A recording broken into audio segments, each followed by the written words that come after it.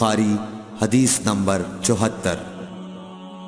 رسول اللہ صلی اللہ علیہ وآلہ وسلم نے فرمایا، ایک دن حضرت موسیٰ علیہ السلام بنی اسرائیل کی ایک جماعت میں بیٹھے ہوئے تھے کہ اتنے میں ایک شخص آیا اور اس نے آپ سے پوچھا، کیا آپ جانتے ہیں کہ دنیا میں کوئی آپ سے بڑھ کر عالم موجود ہے؟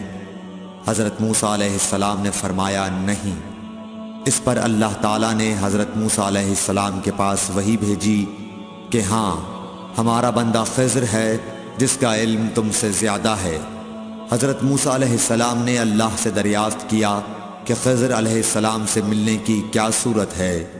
اللہ تعالیٰ نے ایک مچھلی کو ان سے ملاقات کی علامت قرار دیا اور ان سے کہہ دیا کہ جب تم اس مچھلی کو گم کر دو تو واپس لوٹ جاؤ، تب خضر سے تمہاری ملاقات ہوگی۔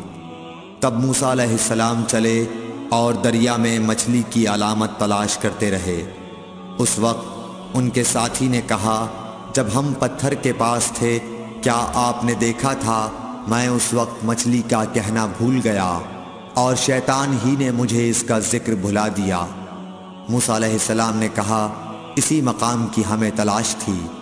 تب وہ اپنے نشانات قدم پر پچھلے پاؤں باتیں کرتے ہوئے لوٹے۔ وہاں انہوں نے خضر علیہ السلام کو پایا۔